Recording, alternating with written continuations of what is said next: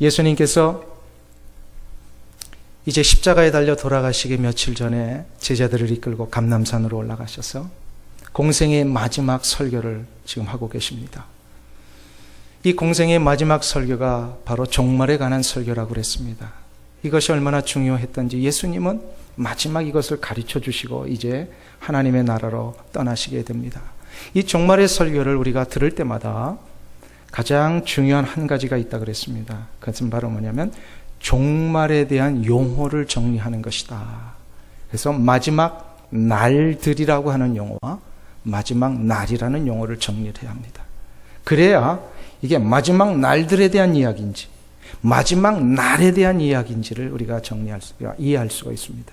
마지막 날들이라고 하는 것은 예수님께서 2000년 전에 베들레헴에 오셔서 우리를 위하여 이제 구원의 역사를 이루신 그 시점부터 바로 이제는 부활승천하신 후에 우리 인간의 역사를 다시금 심판하러 오시기 위하여 준비하셨다가 이제 그 재림의 그날이 이루어지는 그 기간, 이 전체 기간을 마지막 날들이다. Last days라고 하는 용어를 씁니다. 그러나 다른 용어가 하나인데 이게 마지막 날, the last day라고 하는 이 용어는요, 예수님께서 이제 장차 재림하시는 그 시점, 정확한 exact한 이 타임을 얘기를 합니다.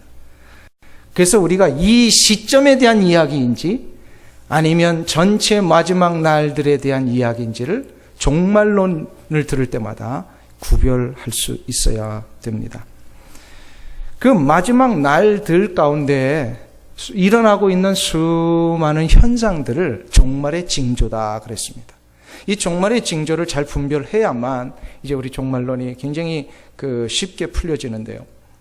이 종말의 징조 가운데 예수님이 가장 중요하면서도 우선시된다라고 여기셨던 그 징조가 우리 지난주에 뭐라 그랬습니까?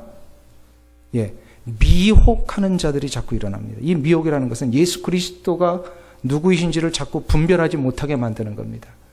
그래서 어떤 사람들은 이 미혹하는 자들이 일어나서 자기가 그리스도라고 이 가짜 그리스도들이 막 일어나는 거예요. 또 어떤 사람은 아예 예수님을 그리스도라고 부정하는 사람들, 예수 그리스도는 없다 이런 식으로 부정하는 것을 바로 미혹하는 자들이다라고 얘기를 했습니다. 근데 예수님이 이 첫 번째 징조 후에 징조를 말씀하신 후에 두 번째 징조를 말씀하십니다. 그 두 번째 징조가 오늘 읽은 전쟁에 대한 이야기입니다. 종말론, 특별히 이게 좀 이상한 종말론을 얘기하는 사람들의 이야기를 여러분들 들으실 때마다 꼭 전쟁 얘기 나오는 거 아시죠? 전쟁 얘기, 전쟁이 어디서 터졌다. 그러면 이거 완전히 무슨 분명히 예수님 재림하신다는 식으로 이렇게 막 얘기하시는 분들이 있습니다. 그런데 예수님은 그 얘기를 하시는 게 아니었어요. 오늘 본문에 보니까 이 전쟁에 대한 이야기를 통하여 종말에 일어날 한 가지 일들을 우리가 준비케 하시는 겁니다. 그래서 우리가 이 전쟁을 잘 정리하고 가야 합니다. 전쟁이 과연 뭐냐 이 말이에요. 그 전쟁에 대한 이야기를 알기 위해서는 오늘 6절을 제대로 해석할 수 있어야 합니다. 6절을 한번 보시겠습니다. 6절 말씀. 우리 다 같이 6절 한 목소리로 합독합니다. 난리와 난리 소문을 듣겠으나 너희는 삼가 두려워 말라. 이런 일이 있어야 하되 아직 끝은 아니니라. 아멘. 난리와 난리의 소문을 듣는다라고 하셨습니다. 종말에 우리 성도들이 이제 이러한 것을 듣게 된다. 근데 여기서 발생하는 전쟁에 대한, 그러니까 이 난리라고 하는 것은 더 정확하면 전쟁, 싸움, 분쟁들, 세계 곳곳에서 일어나는 이 실제적인 이 그 전쟁과 분쟁에 대한 이야기를 합니다. 이 난리라고 하는 것은. 근데 이것을 난리를 듣거나 난리에 대한 소문을 듣거나 무슨 얘기냐면 전쟁을 직접 보고 경험하거나 전쟁에 대한 이야기를 간접적으로 듣거나 라고 하는 일들을 얘기를 합니다. 혹시 전쟁에 대한 경험을 직접 해보신 분이 계십니까? 여기 우리 교회 집사님들 가운데는요, 그 6.25 때 우리 여기 윤 집사님 같은 경우에는 6.25 때 탱크 부대 소대장 하셨어요. 그래서 철원 평화를 달리면서 거기서 직접 탱크 쏘시면서 북한 공산군하고 싸우셨던 분이세요. 그래서 6.25에 대한 얘기는 우리 윤 집사님 앞에서 하면 된다, 안 된다? 안 돼요. 이분만큼 이렇게 리얼하게 이걸 체험하신 분이 없어요. 또 우리 일부 예배 나오는 민노라고 하는 집사님이 계신데, 베트남 집사님이신데요. 이분은요, 월남전쟁 때 그 공산주의와 직접 싸우기 위하여 군대에서 전투에 임하셨던 소대장 출신이세요. 그만큼 직접 간접적으로 그리고 그 외에 많은 분들이 간접적으로 전쟁에 대한 이야기를 많이 들으셨을 것입니다. 근데 이 전쟁들이 불과 한번 보세요. 직접 경험을 했건 간접적으로 들었건 채 70년도 되기 전에 채 40년도 50년도 되기 전에 우리의 삶 속에서 실제로 일어났던 것입니다. 근데 여기서 끝나지 않습니다. 지금도 우리의 성도님들 가운데는요, 사랑하는 아들을 전쟁터로 보내서 그 아들이 안전하게 돌아오기를 매일마다 가슴 저리며 기도하셨던 성도님들이 계셨고요. 지금도 그런 성도님들이 계시는 줄로 압니다. 불과 전쟁이 끝난 지 1세기도 지나지 않았는데 아버지 세대 때 겪었던 이 전쟁을 아들의 세대가 다시금 겪고 있다라고 하는 이 현실, 이게 얼마나 비극이고 불행한 일이 아닌지 모르겠습니다. 그러면 이 전쟁이 이 1세기, 근세기에만 일어났던 일이냐? 그렇지 않습니다. 월드 렌트라고 하는 유명한 철학자는요, The Lesson of History라고 하는 자신의 이 책에서요, 이 전쟁에 대한 이야기를 합니다. 근데 이런 얘기를 합니다. 지난 3421년 동안 전쟁이 없었던 해는 단 268일밖에 되지 않는다. 3421년 동안 이분이 조사를 한 거예요. 모든 문서들을. 그래서 전쟁이 없었던 날을 계산을 해보니까 268일밖에 되지 않는다. 그러면서 이런 얘기를 합니다. 전쟁은 인류 역사에 있어서 계속해서 일어나고 있는 현상 중에 하나이다. 월 듀란트라고 하는 이 철학자가요, 역사에 기록되어 있는 문서들만을 가지고 조사했을 때 내린 결론입니다. 자, 그러면 인류 역사에 있어서 기록되지 않은 전쟁이 얼마나 많을까요? 저는 개인적으로 생각해 보니까 기록되지 않은 전쟁이 더 많을 것 같아요. 왜요? 고대 시대에 자기들 나라의 역사를 문서로 기록할 수 있는 나라들은 몇몇 되지 않았습니다. 그런 문명이 되어 있질 않았습니다. 그렇기 때문에 아마도 기록되어 있는 전쟁에 대한 것보다 기록되지 않은 전쟁이 더 많았을 것입니다. 그렇다면, 이것을 감안한다면 우리 인간의 역사 속에 전쟁 없이 지내온 순간은 단 한순간도 없었다라고 해도 과언이 아닙니다. 지금부터 약 13년 전에 한국의 국방과학연구소에서요, 2004년도입니다. 보고서를 채택을 해서 발표를 했습니다. 세계 분쟁 보고서입니다. 그 2004년 현재 일어나고 있는 전쟁의 현황. 근데요, 그때 유엔 산하에 237개 국가가 있었는데 이 국가들 안에 101개 국가에서 전쟁들이 일어나고 있었습니다. 그러니까 전 세계의 반에 가까운 나라들이 전쟁 속에 있었더라. 이 보고서가 지금 나오고 있었던 겁니다. 자, 그러면 여기서 우리가 한 가지 생각해 볼 게 있습니다. 이렇듯 전쟁은 역사 이래에 끊임없이 진행되어 오고 있는 현상인데 왜 주님께서는 이 전쟁의 현상을 종말의 한 징조라고 말씀하신 것이냐 이 말입니다. 이것이 이제 오늘 이 6절에 대한 아주 중요한 해석의 근거입니다. 아니, 예수님이 이전에도 전쟁이 그렇게 많았고 예수님 이후에도 계속해서 전쟁은 거의 1년, 거의 268일을 제외하고는 거의 매일마다 일어나고 있는 이 전쟁인데 왜 전쟁을 종말의 한 징조라고 말씀하신 것이냐. 그 해답을 우리는 6절에서 찾을 수가 있습니다. 한번 6절을 보세요.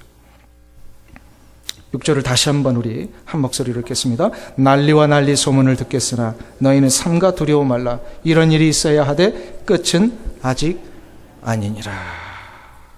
주님은 지금 우리에게 전쟁의 소문을 들어도 뭐 하지 말라고 하세요?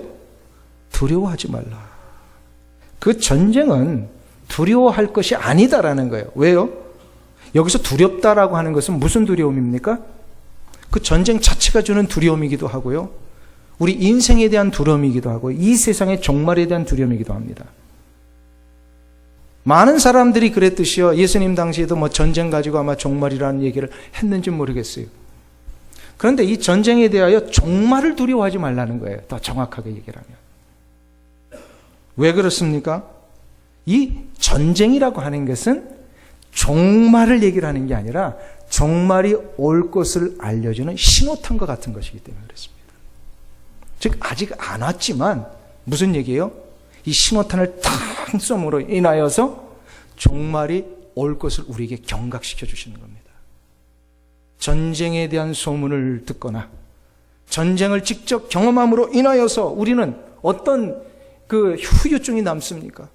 전쟁의 이 상처와 전쟁의 아픔들요, 이거 평생토록 막 지워지지 않는 아픔이잖아요. 전쟁 한번 갔다, 요즘도 아프가니스탄이나 이라크 전쟁 갔다 온 우리 젊은이들 보세요. 군대에서 그들을 회복시켜 주느라고 병원에 입원시켰어요. 이 전쟁에 대한 트라우마를 막 지워주기 위해서 얼마나 애를 많이 씁니까? 그만큼 전쟁은요, 힘이 든 거예요. 고통이에요. 탄식이에요. 아픔이에요.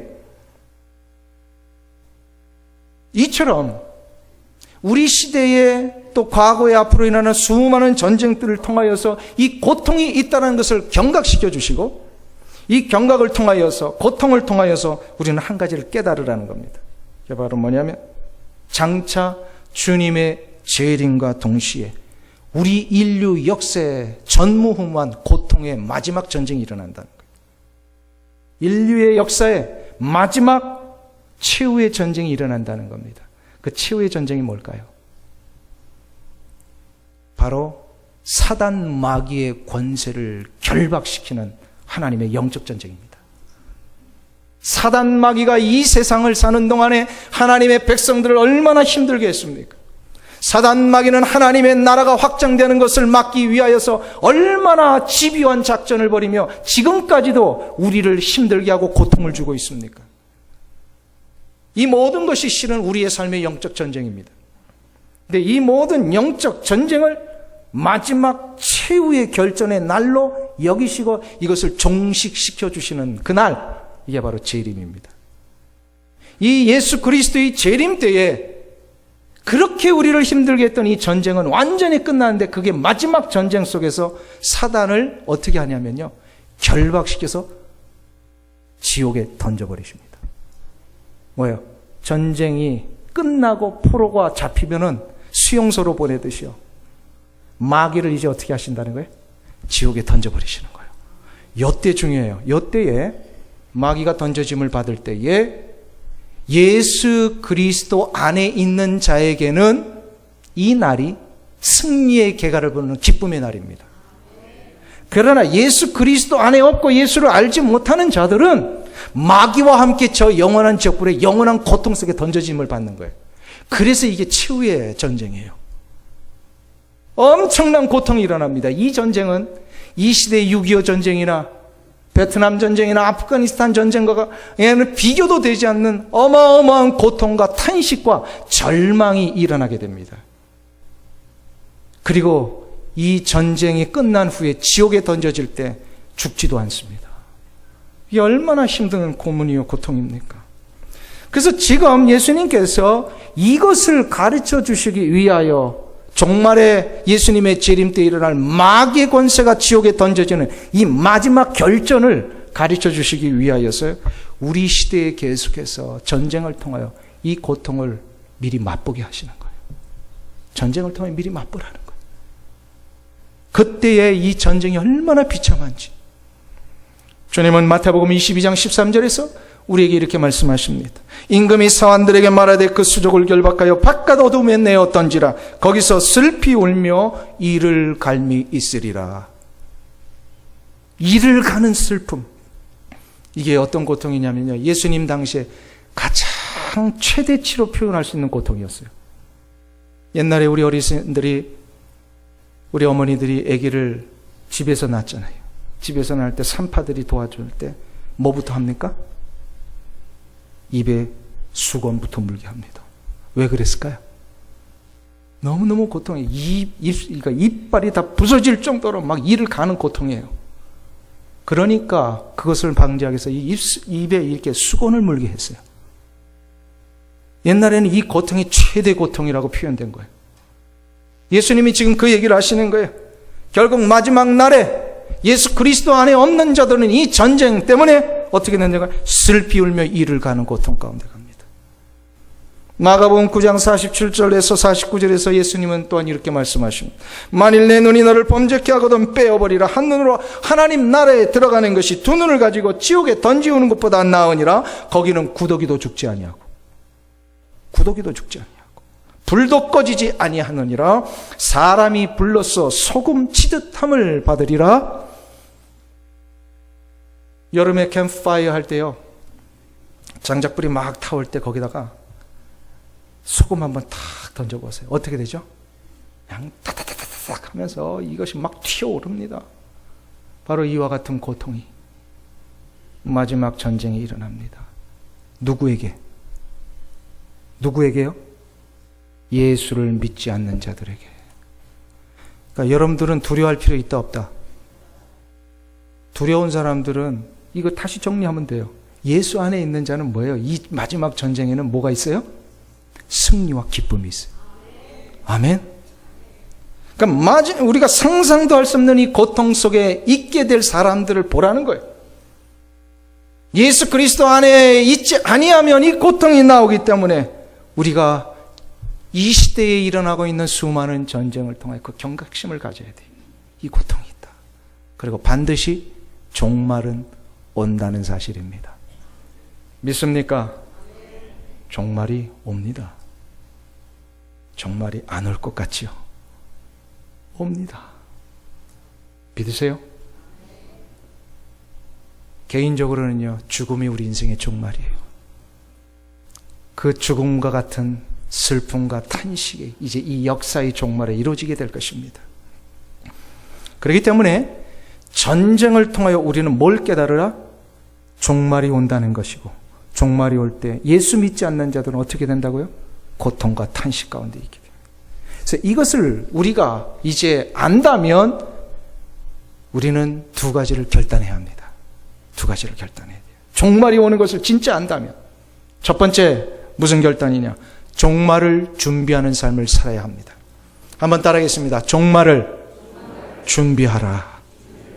이 종말을 준비하라 해서 지난주에 말씀 무슨 다미선교회 이런 얘기하는 게 아니에요. 종말을 준비하는 삶을 살아야 돼요. 이게 과연 무슨 말일까요?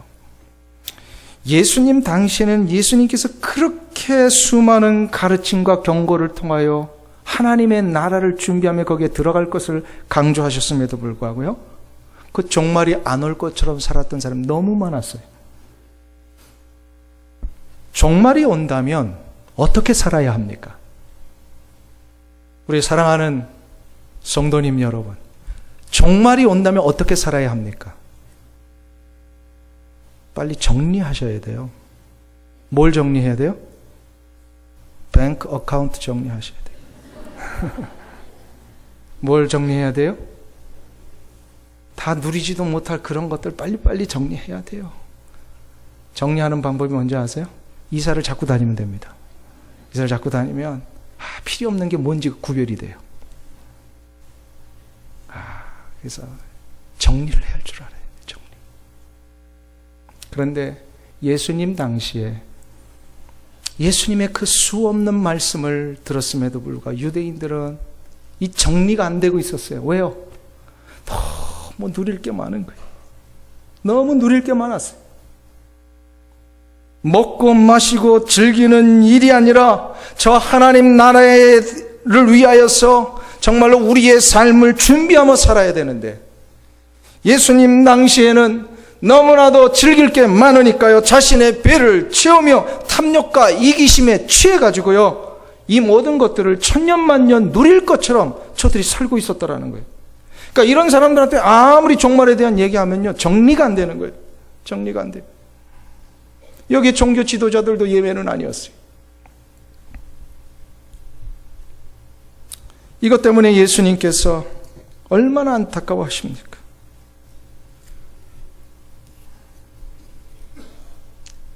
예수님 당시에 도저히 준비가 안 되니까 하나님이 극단적인 방법을 사용하십니다. 인류의 역사를 보면요, 종말을 준비하지 아니하고 하나님의 나라를 준비하지 아니하고 먹고 마시고 즐기며 탐닉에 저지를 때마다 하나님이 전쟁을 일으키셨습니다. 전쟁은 뭐라 그랬어요 아까? 깨닫게 하시고 경각심을 주시는 거예요. 무엇을? 인류의 마지막 역사에 엄청난 고통의 전쟁이 있다라는, 마귀가 결박되는 전쟁이 있다라는 것. 그래서 예수 믿지 않는 자들도 똑같은 고통 당한다는, 이거 경각심 주시는 거예요. 인류의 역사를 보면요, 그래서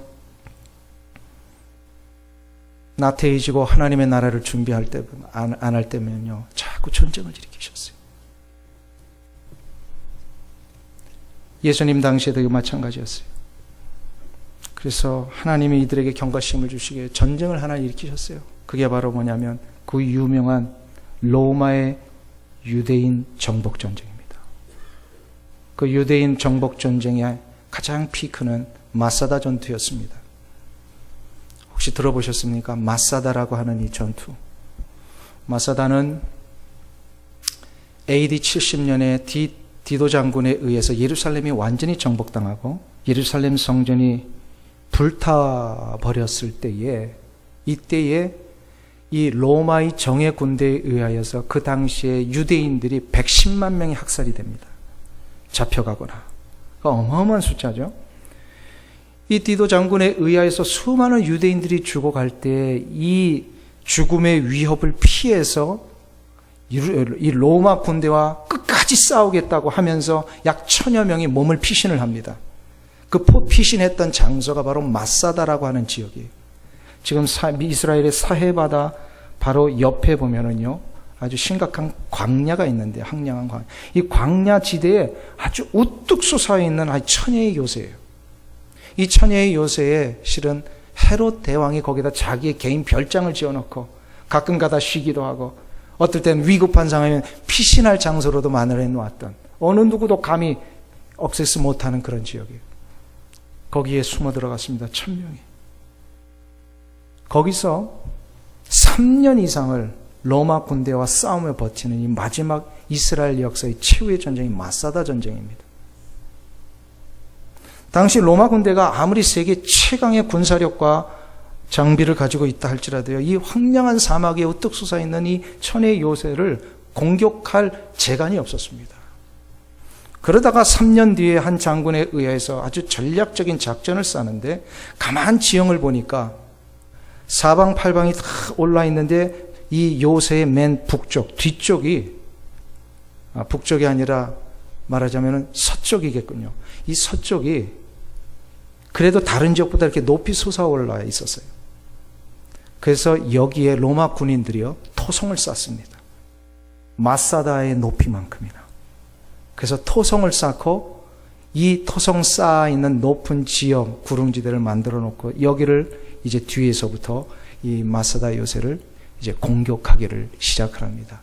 그 공격하기 바로 전날, 그러니까 토성 쌓는 것을 계속해서 지켜보았죠. 언젠가는 이것이 쌓아지겠구나. 거의 다 쌓아지고 마지막 공격하기 전날, 그 1000여 명의 마지막 항쟁을 벌이고 있던 군사들을 이끈 장군이 하나 있습니다. 엘리아살벨 야엘이라고 하는 유명한 장군입니다. 이분이 내일이면 우리가 함락되는 것을 알고서요, 그 남아있는 967명의 군인들과 가족들을 모아놓고 이런 연설을 합니다. 요세푸스라고 하는 유대 전쟁사를 기록한 그 학자에 의해서 전해오는 내용입니다. 동지들이여, 우리는 지금까지 참되고 의로우신 하나님 외에 그 누구에게도 굴복하지 않았습니다. 그러나 지금 우리는 이방인인 로마인의 손에 죽거나 아니면 항복하여 그들의 노예가 될 수밖에 없는 때가 된 것 같습니다. 차라리 죽음을 선택합시다. 자유의 몸으로 이 세상을 떠납시다. 하면서 이 연설 후에 남자들은 자기의 가족들 앞에 섭니다. 그래서 이 남자들이요, 자기의 가족들을 자신의 손으로 다 죽입니다. 사랑하는 아이들을 자기의 손으로 죽이고 아내들을 죽입니다. 그리고 자신의 가족들을 다 죽이고 남은 이 남자들이 다 모여서 다시금 10명을 제비 뽑습니다. 이 10명이 나머지 남자들을 다 죽입니다. 그리고 이 10명 가운데 한 사람을 제비 뽑습니다. 그리고 이 한 사람이 나머지 9명을 죽이고 그 요새 안에 있었던 모든 곡식이 이 마당에 쌓여 있을 때에 이것을 불질러 버리고 스스로 목숨을 끊습니다. 광장에 쌓아 놓았던 이 곡식은요, 로마 군인들의 손에 들어가지 않게 하기 위함도 있었지만 먹을 것이 없어서 죽은 것이 아님을 보이기 위하여서 그렇게 했다고 합니다. 이 이야기는 당시에 그 모든 사람들이 죽어가는 이 두려움 앞에 떨면서 몸을 숨겼던 2명의 부인과 5명의 어린 아이들이 나중에 로마 군대가 들어와서 모든 것이 평정된 후에 저들이 살아남아서 산을 내려옵니다. 이 산을 내려온 이 7명에 의하여서 세상에 알려지게 된 거예요. 이걸 요세푸스라고 하는 유대 역사학자가 지금까지도 우리 가운데 전해주고 있습니다. 지금도 이 마사다는 이스라엘 역사에 가장 치욕스럽고 가장 슬픈 이야기, 그러나 이스라엘 백성들에게는 다시금 결연한 마음을 다지는 그런 장소가 되고 있습니다. 그래서 학생들이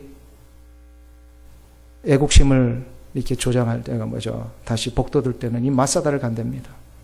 군인들이 마지막 훈련을 마치고 군인 정신을 고취시킬 때에는 마사다 가서 다시는 never again. 우리는 don't remember, don't forget the Masada 이러면서요, 그 외치고 이 군인들이 내려온답니다. 왜 이 전쟁을 하나님이 허락하셨을까요? 이스라엘 역사에. 하나님의 선택한 백성이요. 하나님의 선민이라고 했던 이스라엘 역사에 마지막 종지부를 찍는 이 어마어마한 비극의 전쟁. 왜 하나님이 이 전쟁을 이스라엘 역사 가운데 허락하셨을까요?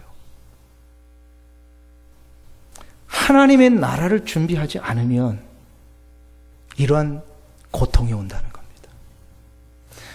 예수 그리스도를 통하여 선포하시고 알려주시고 깨닫게 하신 이 하나님의 나라를 준비하며 종말을 준비하라는 이 메시지를 그냥 듣고 흘려버리는 자들에게는 이런 고통이 온다는 거예요. 이런 슬픔이 찾아옵니다. 이런 비극이 나의 인생뿐만 아니라 나의 가족들에게도 찾아온다는 것입니다. 사랑하는 성도님 여러분, 전쟁의 소문을 들을 때마다 우리는 한 가지를 잊지 않아야 합니다. 종말을 준비하지 않으면 이러한 고통이 옵니다. 그러게 우리는 이 종말에 하나님의 나라에 들어갈 준비가 되어 있는지 그걸 날마다 점검하며 이미 들어갈 준비가 되어 있다면 감사하며 그 종말에 들어갈 하나님의 나라를 위하여 살아야 합니다. 그리고 이것을 아직도 깨닫지 못하는 자들에게는 알려줘야 돼요. 종말이 곧 온다는 겁니다.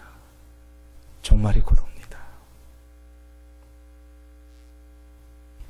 이걸 준비하지 못하면 같은 가족이라도요, 성경에 말씀하셨죠. 맷돌을 갈다가 한 사람은 부름을 받고 한 사람은 버려짐을 받습니다. 이 종말을 준비 안 되면요, 아내는 하나님의 나라로 가는데 남편은 지옥에 갈 수 있단 말이에요. 부모들은 교회 다녀서 예수 믿어서 하나님 나라 갈 수 있는데 자녀들은 지옥 갈 수 있단 말이에요. 이거 심각한 얘기입니다. 언젠간 막연히 되겠지? 아니요. 우리 개인의 종말은 언제 올지 모릅니다. 그러니까 종말을 준비해야 합니다. 종말을 여러분들은 다 준비하셨습니까? 준비하신 줄로 믿습니다. 그리고 준비하셔야 합니다. 그럼 한 가지만 더 살펴볼까요? 종말을 알리는 이 전쟁의 소문을 들을 때마다 우리는 준비할 뿐만 아니라 이제는 전쟁에 대하여 두려워하지 않고 살아야 합니다. 전쟁을 두려워하지 않고 살아야 돼요. 주님은 분명히 6절에서 말씀하셨어요. 삼가 두려워하지 말라. 이 전쟁은 종말이에요, 아니에요? 아닙니다. 이것 때문에 어떤 사람들이 이거 잘못 해석해가지고 무슨 3차 대전이 오면 이 세상이 끝이 온다. 어떤 분들은 핵전쟁이 일어나면 이 세상 끝이다. 뭐 이런 얘기를 하시는데 성경에 그런 얘기 있다 없다? 없는 얘기는 하면 안 돼요. 없는 얘기는 하면. 성경에 그런 얘기 없어요.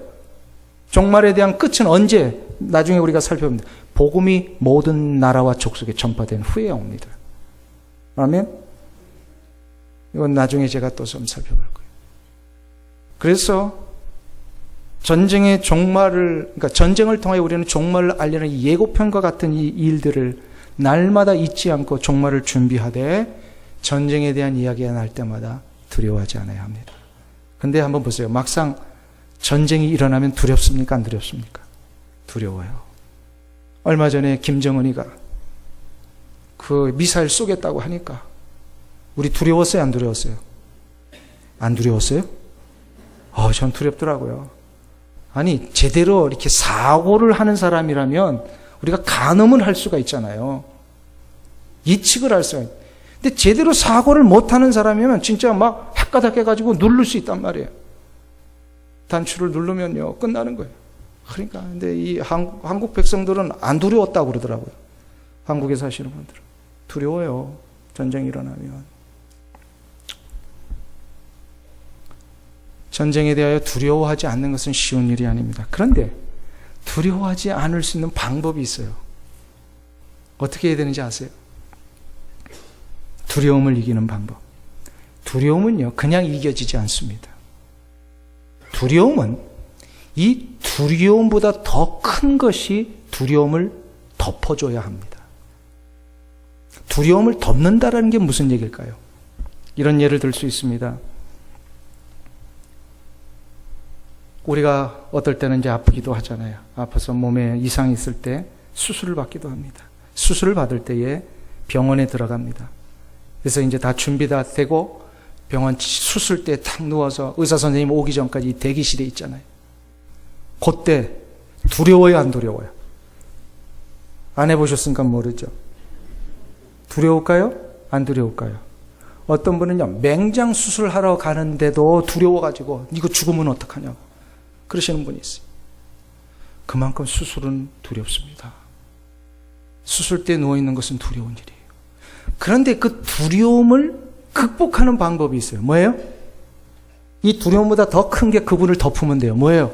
기대입니다. 소망입니다. 이 수술 후에 뭐가 일어나요? 나는 건강하게 다시금 나올 수 있다는 소망입니다. 기대입니다. 이 기대가 우리를 덮으면 두렵지만 이기며 나갈 수가 있는 겁니다.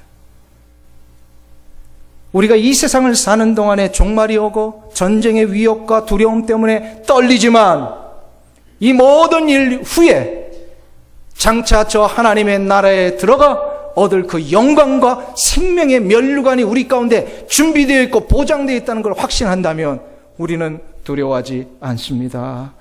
그래서 사도 바울이 디모데후서 4장 7절에서 8절에서 이렇게 말씀하고 있습니다. 내가 선한 싸움을 싸우고 달려갈 길을 마치고 믿음을 지켰으니 이제 흐르는 나를 위하여 의의 면류관이 예비되었으므로 주곧 의로우신 재판장이 그날에 내게 주실 것이니 내게만 아니라 주의 나타나심을 사모하는 모든 자에게니라. 장차 우리에게 나타날 저 영광의 생명의 면류관을 진짜 확신하는 자는 이 전쟁의 위협과 두려움 속에서도 이거를 극복하며 나갈 수 있습니다. 믿습니까? 오늘 이 루스만 가족께서 오셨습니다만 제가 어저께 이 장례식에 대한 이야기를 오늘 잠깐 전해드려야 될 것 같아요. 저도 그런 예식은 처음 봤습니다. 미스터 룹스만께서 우리 미국의 군인이셨습니다. 대령으로 이제 제대를 하셨는데 그래서인지요 미국 군대에서 오셔가지고요 이 마지막 장례에 그 Military Honoring Salute를 해줬어요. 그러니까는 그 뭐라 그러죠? 제가 자꾸 용어를 의장대라 그러나요? 이런 예식을 집례하는 군인들 있잖아요. 이런 군인들이 와가지고요 그 예우하는 그 총을 쏘고 공포탄이지만 쏘고 그 다음에 이 미국 국기를 접어서 남겨진 미망인에게, 우리 권사님에게 드리고, 그리고 이 모든 상황 앞에 이제 나팔을 불면서 마지막 이 떠나가는 군인을 예우해드리고 아너링해드리는 그런 시간이 있었어요. 저도 이런 것을 매스컴을 통해서는 봤지만 직접 눈으로 본 건 제가 처음이었어요. 근데 이거 보고 나서 굉장히 감동적이더라고요. 가슴이 뭉클했어요. 그때 알았어요. 왜 미국의 군인들이 전쟁터에 나가서 그 두려운 상황 속에서도 기꺼이 목숨을 내놓고 전쟁에 임하는지를 알았어요. 자기가 나라를 위하여 이렇게 희생하면 이런 영광된 예우를 받게 되는구나. 이것을 기대하고 이것을 바라보는 자는 그래서요, 전쟁이 두렵지만 싸우게 돼 있습니다. 전쟁에 나가게 돼 있어요. 이 세상의 전쟁이, 우리의 인생의 전쟁이, 마귀와 싸우는 이 영적 전쟁이 아무리 힘들고 두렵고 어려운 일일지라도요, 이 전쟁 후에 장차 하나님의 나라에 우리에게 주어질 영광의 면류관, 생명의 면류관을 분명히 확신하고 기대할 수 있는 사람이라면 우리는 두려움을 이기며 이 세상을 싸우며 나갈 수 있습니다.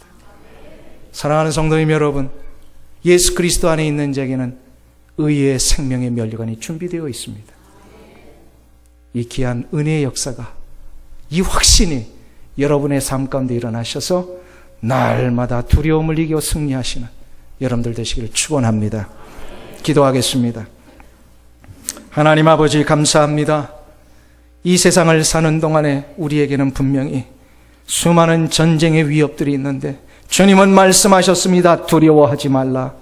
우리가 두려워하지 않겠습니다. 두려울지라도 이기며 나가겠습니다. 왜냐하면 예수 그리스도 안에 있는 자에게는 인생의 종말 후에 영원한 하나님의 나라가 준비되어 있기 때문임을 믿사오니, 하나님, 이 자리에 앉아 있는 우리 모든 성도들 한 사람 한 사람 예외 없이 예수 그리스도 안에서 구원받는 성도들 다 되게 하여 주시옵소서.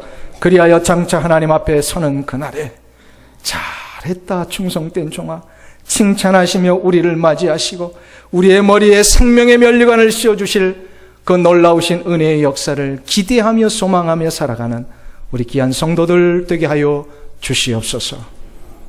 예수님의 이름으로 기도하옵나이다. 아멘.